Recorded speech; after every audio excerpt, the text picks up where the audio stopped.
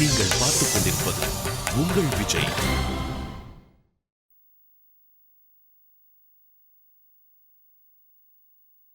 ஏன் போனாருன்னு தெரியலையே. அவர் பாட்டுக்கு போயிட்டாரு. இந்த வாட்டி நாம தான் ஜெயிக்க போறோம். அங்க பாரு, அடுத்தது ஏணிதான். அப்படியா?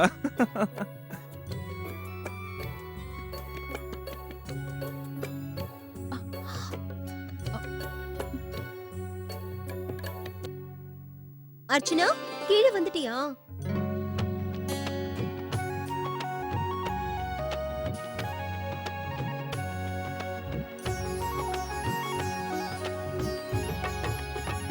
நான் மேல போறேன். கொஞ்சம் இரு. ஏன் அவசரப்படுற? அண்ணே கொடுங்க, நக்ஷா என்கிட்ட கொடுங்க. ரொம்ப நேரமா எதிர்பார்க்கறேன். மாமா, இது உங்களோட டர்ன். 3 போட்டீங்கன்னா நீங்க தான் ஜெயிப்பீங்க. போங்க, உங்களுக்கு நல்ல சான்ஸ். இவனை அப்புறமா கூட தூக்கிக்கலாம். அவன் கூப்பிடுறான்ல, போங்க. ராகுல், ஏன் சார்பா நீயே விளையாடு. நான் குழந்தைய தூக்கணும். ஹேய் மாமா, நீங்க ஜெயிச்சிட்டீங்க. நீங்க தான் ஃபர்ஸ்ட்.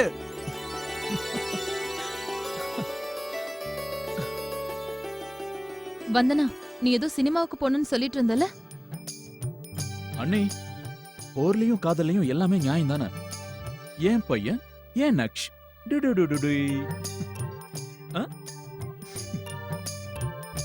சரி வா. நக்ஷ், நான் யாரு சொல்லு? அப்பா, உன்னோட ஆ, அப்பா. இங்க பாரு, நக்ஸ் வந்தாச்சு. சொல்லு சொல்லு, ஹலோ சொல்லு. ஹலோ நக்ஸ். நக்ஷ் கண்ணா, கொடுங்க, குழந்தைய என்கிட்ட கொடுங்க. நீங்க டயர்டா இருப்பீங்க. அது மட்டும் இல்லாம இவ்ளோ நேரம் குழந்தைய தூக்கி உங்களுக்கு பழக்கம் இல்லல்ல. நம்முடைய அர்ச்சனா, பழக்கம் கொஞ்சம் கொஞ்சமா தான் ஏற்படும். நம்ம மாப்பிளைக்கும் பழக்கமாயிடும். கரெக்டா சொன்னீங்க. அவனை பாருங்க, எவ்வளவு அழகா தூங்குறானு. பாருங்க, என் பையன் என் மடியில எவ்வளவு சந்தோஷமா இருக்கான்னு.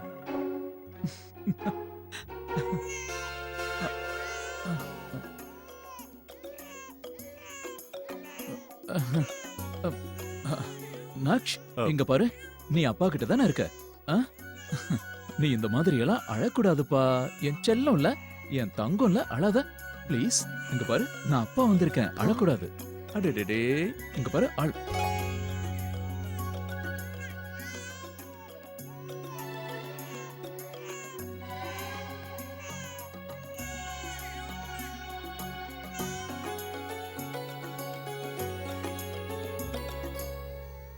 நக்ஷ், நீயும் அம்மாவோட சேர்ந்து ஒரு டீம் ஆயிட்டீங்கல்ல? ஆமா, அம்மாவும் அம்மாவோட செல்லமும் நம்ம ரூமுக்கு போலாமா? அங்க நம்ம ஜாலியா உட்காரலாம். சரியா? நீ அப்புறம் நான், போதும். போலாமா? என்கிட்ட சொல்றதுக்கு நந்தினி வெக்கப்படுறா போல இருக்கு.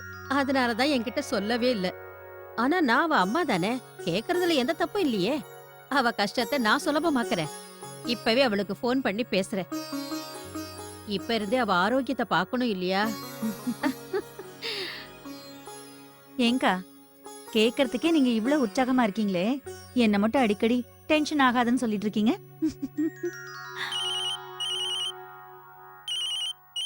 ஹலோ. ஆமா நந்தினி, எப்படிமா இருக்க? நான் நல்லா இருக்கேம்மா, நீங்க நல்லா இருக்கீங்களா? உன்கிட்ட இப்ப ஒண்ணு கேக்கதான் போன் பண்ணேன். என்னம்மா, சொல்லுங்க, என்ன விஷயம்? நீ எதுக்குமா லேடி டாக்டரை பார்க்க போயிருந்த? அர்ச்சனா உன்னை அங்க பார்த்தாலாமே. அது அம்மா. சொல்லு, சந்தோஷமான விஷயம் தானே? இல்லம்மா, அது வந்து நான் நார்மல் செக்கப்க்கு தான் போயிருந்தேன். நீங்க நினைக்கிற மாதிரிலாம் எதுவும் இல்லம்மா.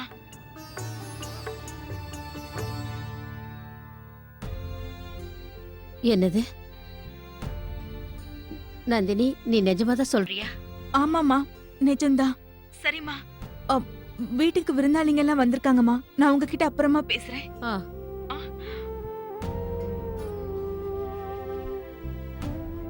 அவ அங்க சும்மா செக்கப்புக்கு தான் போயிருந்தாளாம்.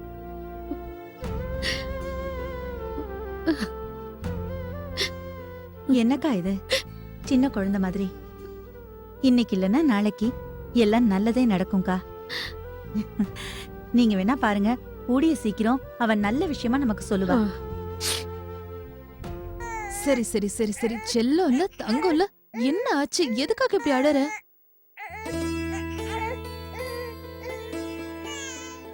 நக்ஷ்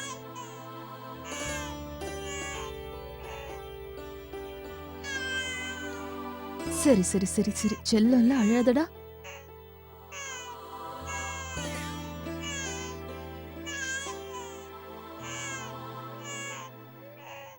இது ஒரு ராஜகுமாரன் ராஜகுமாரியோட கதை. அவங்க கல்யாணத்துக்கு அப்புறம் தான் இது போதும் ஆரம்பிச்சது. போதும் போதும் அவங்க கனவுலகத்துல இருந்தாங்க. அவங்க 2 பேரும் கல்யாணத்துக்கு அப்புறம் சந்தோஷமான வாழ்க்கைய வாழலாம்னு இருந்தாங்க. அதே மாதிரி வாழ்ந்துகிட்டும் வந்தாங்க. ராஜகுமாரியோட இனிமையான பாடலை கேட்டுதான் ராஜகுமாரனுக்கு விடியும். அவ கையால தான் அவன் சாப்பிடுவான். அவன் கூட மணிக்கணக்குல பேசுவான், சந்தோஷமா இருப்பான். ஆனா ஒரு நாள் ஒரு சின்ன விஷயத்தால 2 பேருக்குள்ள பிரச்சனை ஆயிடுச்சு. உடனே ராஜகுமாரிக்கு கோபம் வந்துடுச்சு. அவளுக்கு கோபம் வந்தப்போ ராஜகுமாரனோட அரண்மனையில இருள் சூழ்ந்துருச்சான். எல்லா வெளிச்சமும் போயிடுச்சு. ராஜகுமாரன் இருட்டுல கூட ராஜகுமாரியோட கைய பிடிக்க முயற்சி பண்ணான்.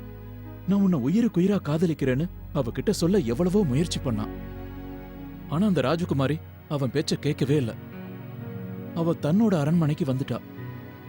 ராஜகுமாரன் அவளை எவ்வளவோ கூப்பிட்டு பார்த்தான். ஆனா ராஜகுமாரி வரவே இல்ல.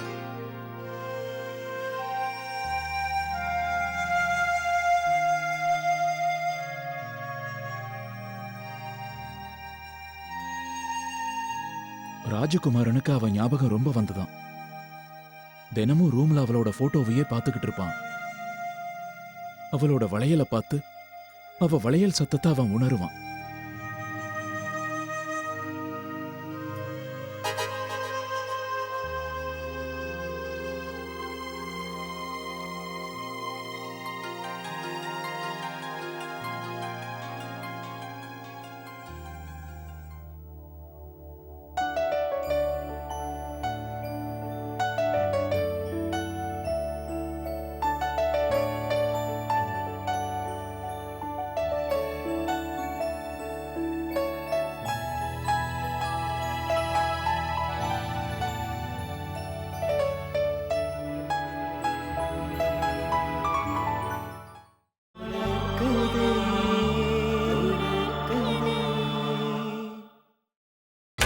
நீங்கள் பார்த்துக் கொண்டிருப்பது உங்கள் விஜய்.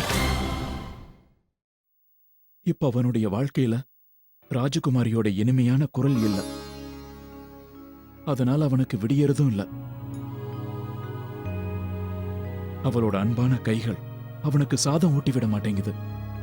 அதனால அவனுக்கு பசிக்கிறதில்ல. ராத்திரி ரொம்ப நேரம் மனசை திறந்து பேச யாருமே இல்ல. அதனால அவனால தூங்க முடியல. அவன் ரொம்ப தனிமையாயிட்டான்.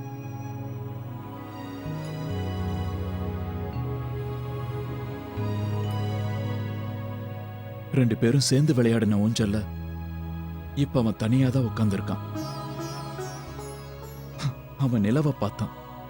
அந்த நிலவுக்கு முன்னாடி நிறைய தடவை 2 பேரும் ஒருத்தர் கை ஒருத்தரை பிடிச்சுக்கிட்டு நின்று இருந்திருக்காங்க. அவன் ரொம்ப வருத்தப்பட்டான். ராஜகுமாரியோட ஏன் ரொம்ப நேரம் இருக்க முடியலையேன்னு தோணுச்சு. ஏன் முடியல? அரண்மனை முழுசா இருட்டு வர்றதுக்கு முன்னாடி அவன் அவகிட்ட மன்னிப்பு கேட்டான். அவ கைய பிடிச்சு, நான் உன்னை மனசார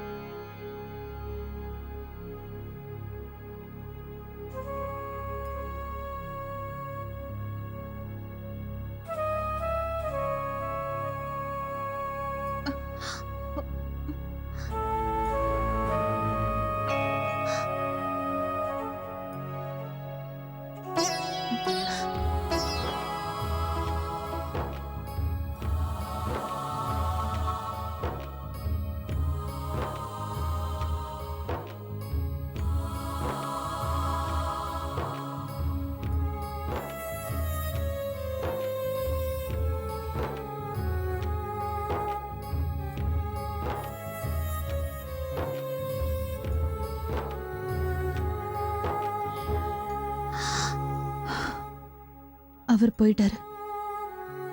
இப்பொழுது வருத்தப்பட்டு என்ன பிரயோஜனம்?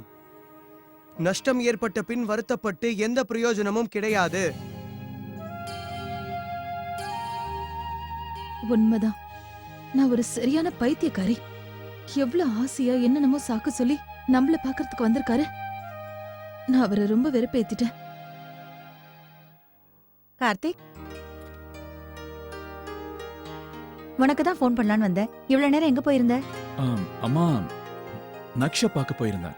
ஏன், செல்லக்குட்டி நல்லா இருக்கான்ல? அவன் ரொம்ப நல்லா இருக்கான். ஆக்சுவலி நான் தான் அவனை ரொம்ப மிஸ் பண்ணேன். அதான் பார்க்க போயிருந்தேன். சாரிம்மா, உங்ககிட்ட சொல்ல முடியல. என்னால புரிஞ்சுக்க முடியுது கார்த்திக். குழந்தை இல்லாம வீடே ஒரு மாதிரியா இருக்கு. உனக்கு எப்படி இருக்கும்னு என்னால புரிஞ்சுக்க முடியுது. ஆனா கார்த்திக், என்கிட்ட நீ ஒரு வார்த்தை சொல்லியிருக்கலாம். நானும் உன் கூட கிளம்பி வந்திருப்பேன்ல, குழந்தைய பார்த்துட்டு வந்திருப்பேன். உண்மையை சொல்லணும்னா நாள் முழுக்க என் மனசு அவனையே தான் நினைச்சிட்டு இருக்கு. திரும்ப திரும்ப குழந்தையோட அழுக சத்தம் கேக்குற மாதிரியே இருக்கு. அர்ச்சனா அவனை கூட்டிட்டு வந்த மாதிரி இருந்தது. அவனுக்கு மசாஜ் பண்ணணும், அவனை தூங்க வைக்கணும். மாடிக்கு போகிறதுக்கு மனசே வரமாட்டேங்குது கார்த்திக். என்ன பண்றது? 2 நாள் தானே, அப்புறம் அவனே திரும்பி வந்துருவான். அப்புறம் கார்த்திக், அங்க எல்லாரும் நல்லா இருக்காங்களா? அர்ச்சனா குழந்தைய நல்லபடியா பாத்துக்கறாளா? அம்மா, அர்ச்சனா குழந்தைய மடியிலேயே வச்சிருக்கா. அவகிட்ட இருந்து குழந்தைய யாரும் வாங்க முடியாது. நல்ல விஷயம்தான். இத பத்தி தான் நான் யோசிச்சுக்கிட்டே இருந்தேன். நான் அவளுக்கு 1000 தடவை சொல்லி புரிய வச்சுதான் அனுப்பியிருக்கேன். அம்மா, நான் டயர்டா இருக்கேன். ரூமுக்கு போய் கொஞ்ச நேரம் ரெஸ்ட் எடுத்துக்கிறேன். அப்போ சாப்பிட்டுட்டு போப்பா. சாப்பாடு ரெடியா இருக்கு. எல்லாரும் உனக்காக தான் காத்துட்டு இருக்காங்க. அம்மா, எனக்கு பசிக்கல. ஏன், நீ எங்கேயே சாப்பிட்டுட்டு வந்துட்டியோ? சாப்பிட்டமா, கச்சோடி சாப்பிட்டேன். ஆக்சுவலி அங்க அர்ச்சனாவோட அம்மா எனக்கு ஃபேவரட்டான கச்சோடி பண்ணி கொடுத்தாங்க. என்னால பொறுக்க முடியல.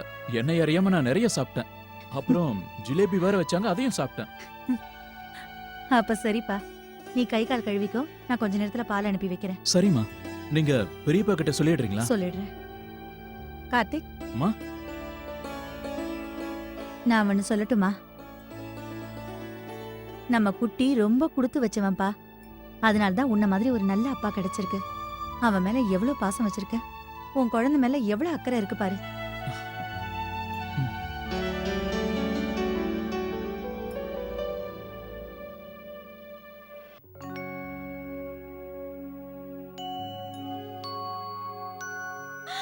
நம்ம கிச்சா வந்துட்டா, நம்ம கிச்சா வந்துட்டா.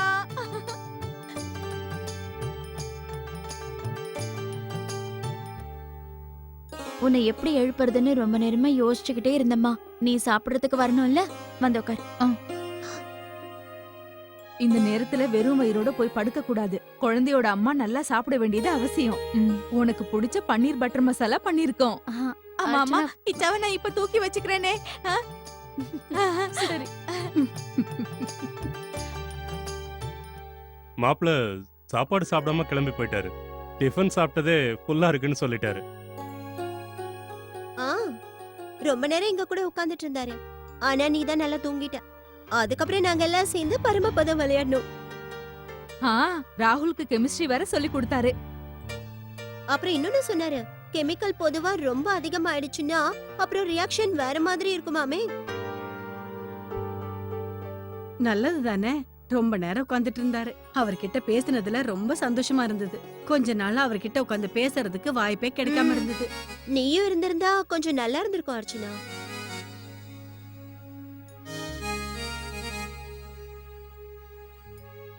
இது பாருங்க, இடி இடிச்சதுன்னா மழை பெய்யாதமே, அதுக்கு என்ன அர்த்தம்? ராகுல், அதுக்கு என்ன அர்த்தம்னு நான் சொல்றேன். சில பேர் தன்னை பெரிய ஆள்னு காட்டிக்குவாங்கல்ல. கடைசியில அதுக்கு எந்த பிரயோஜனமும் இல்லாம போயிடுமா. அதனாலதான் நாம ரொம்ப பந்தா பண்ண கூடாதுன்னு சொல்லுவாங்க. என்னாச்சு?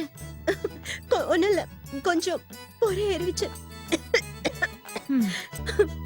அர்ச்சனாவும் கிச்சாவும் வந்ததுக்கு அப்புறம் வீடே ரொம்ப களை கட்டுதல்ல. அப்புறம் உன் மாமியார் வீட்ல எல்லாரும் குழந்தைய பத்தியே நினைச்சிட்டு இருப்பாங்க. லக்ஷ்மியும் அங்க இருக்கால்ல, எல்லாருக்கும் அது கொஞ்சம் ஆறுதலா இருக்கும்.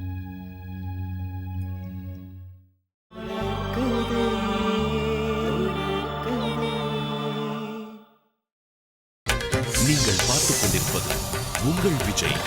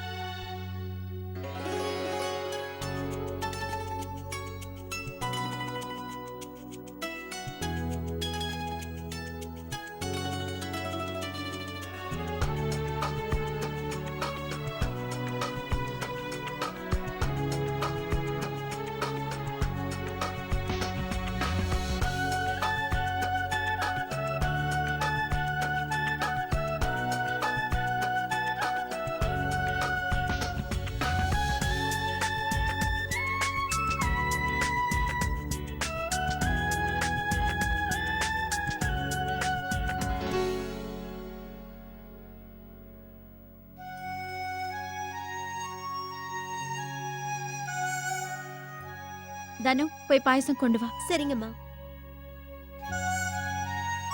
ஆ, ஆ, பாட்டி நீங்க இவனை பிடிச்சுக்கோங்க. நான் மாடிக்கு போய் என் போன் எடுத்துட்டு வரணும். ஒரு போன் பண்ணணும். செல்லக்குட்டி. அர்ச்சனா போன் இங்க இருக்குமா, இதுலயே பேசேன். சரிம்மா. ஏ ராஜா, என் செல்லம். ம்?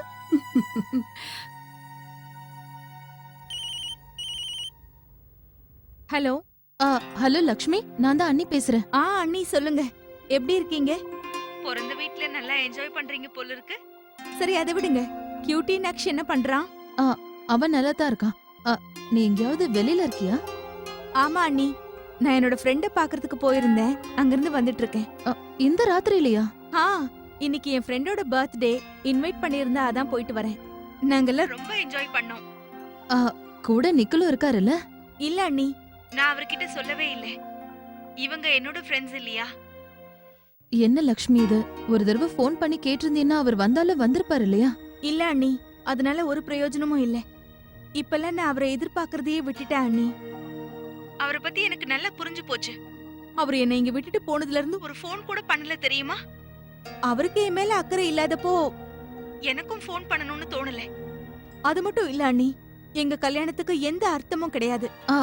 லக்ஷ்மி ப்ளீஸ், நீ இப்படி எல்லாம் பேசக்கூடாதுமா. சரிங்க அண்ணி, நான் உங்ககிட்ட அப்புறமா பேசுறேன். இல்ல வீடு வந்துருச்சு, அதான் அப்புறம் பேசுறேன்னு வச்சிடுறேன். இந்த லக்ஷ்மி எதுக்காக இப்படி எல்லாம் பேசுறா? எனக்கு என்னமோ நாளைக்கே போய் அவகிட்ட எல்லா விஷயமும் பேசணும்னு தோணுது. இப்படியே விட்டு அது பெரிய பிரச்சனையாயிடும். என் கிச்சா தூங்கிட்டானா? பாத்தியா அம்மாவோட ரூம்ல எவ்வளவு நிம்மதியா தூங்குறான். அப்புறம் அர்ச்சனா, இதுல ஜீரகம் போட்டு கொதிக்க வச்ச தண்ணி வச்சிருக்கேன். ராத்திரி இதை மட்டும் குடின்னு. சரிம்மா. வேற ஏதாவது வேணுமா? இல்லம்மா, வேற எதுவும் வேண்டாம். எனக்கு வேற எதுவும் தேவைப்படாது. ஏன்னா ராத்திரி இவ எழுந்துடுவான். இவன் எழுந்தானா நான் இவனை பாத்துக்கிறேன். நீ நிம்மதியா தூங்கு. அம்மா, நீங்க ஏன் கவலைப்படுறீங்க? நான் தனியாவே தூங்கிப்பேன். அர்ச்சனா, இது கவலை கிடையாது, சந்தோஷம். ராத்திரி நீயும் சூர்யாவும் எந்திரிக்கும் போது நான் பாத்துக்கலையா என்ன? அம்மா, எனக்கு அது தெரியும். ஆனா இவனோட எனக்கு இப்ப நல்லா பழகி போயிடுச்சு. உங்களுக்கு தேவையில்லாம டென்ஷன் ஆயிடுமா? நீங்க வேற டயர்ட் அர்ச்சனா, ஆயிடுவீங்க. இதுல சோர்ந்து போகிறதுக்கு என்ன இருக்கு? இதுக்காக தானே நான் இத்தனை நாளா காத்துக்கிட்டு இருந்தேன். என் கிச்சா எப்ப வீட்டுக்கு வருவான், எப்ப அவனை தூக்கி கொஞ்சம் தானே காத்துக்கிட்டு இருந்தேன். இதெல்லாம் மனசுல நினைவுகளா அப்படியே நிக்கும். அது மட்டும் இல்ல, நான் என்ன தினமுமா இவன் பக்கத்துல தூங்க போறேன்? என்னால புரிஞ்சுக்க முடியுதுமா. ஆனா இவன் நைட்ல அடிக்கடி எந்திரிச்சிருவான். அங்க அம்மா கூட என் கூட தூங்கும் போது நீ நிம்மதியா தூங்க, இவனை நான் பாத்துக்கிறேன்னு சொல்லுவாங்க. இவன் அவன் பாட்டிய ராத்திரி முழுக்க எழுப்பி விட்டுக்கிட்டே இருப்பான். அவங்களும் சரியா தூங்க மாட்டாங்க. எதுக்கு எல்லாருக்கும் பிரச்சனை சொல்லுங்க? இவனை நானே தனியா பாத்துப்பேன். அவன் பாட்டிய தூங்க விடவே மாட்டான். ராத்திரி இவ எழுந்திருக்கும் போது இவனை தட்டி தட்டி தூங்க வச்சுக்கிட்டே இருக்கணும், இல்லனா தூங்கவே மாட்டாமா. இப்ப எனக்கும் அது பழகி போச்சு. நான் தூங்கும் போது இவனை தட்டி விட்டுக்கிட்டே தான் தூங்குவேன். நீங்க உங்க ரூமுக்கு போய் நிம்மதியா தூங்குங்கம்மா. இல்ல அர்ச்சனா, அதெல்லாம் ஒண்ணும் கிடையாது. இதெல்லாம் சகஜம்தான். மா, நான் அதெல்லாம் ஒத்துக்க மாட்டேன். நான் தான் சொல்றேன்ல, நீங்க உங்க ரூமுக்கு போய் நிம்மதியா தூங்குங்க. அதான் எனக்கு தேவையானதெல்லாம் வச்சுட்டீங்கல்ல, நான் பாத்துக்கிறேன். நீங்க போங்கம்மா.